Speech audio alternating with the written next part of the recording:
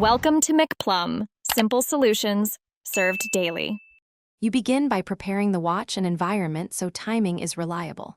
First, charge or confirm battery above 20% and fasten the band snugly so sensors stay stable. Once done, wake the display and open the timer app. You'll choose between a countdown or stopwatch depending on your goal. Tap the mode now, because setting is the first actionable step. Make sure to clear any active alerts and set a label if you want context for repeated timers. Now you set the precise duration and behavioral options that control how the watch alerts you. Rotate the crown or use the keypad to enter hours, minutes, and seconds. For short tasks, use small increments like 1/2 minute. Next, choose repetition, vibration intensity, and alarm sound so notifications match your environment.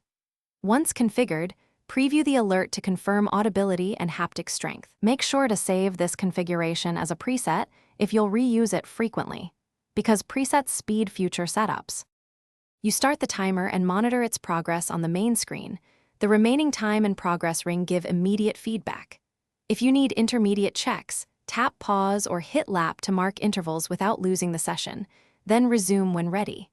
When the timer ends, acknowledge the alert and inspect logs or saved sessions to track performance. If something goes wrong, reset the watch app and verify permissions for alerts and haptics. This single troubleshooting step resolves most silent alert issues. Thanks for watching. Stay juicy and subscribe.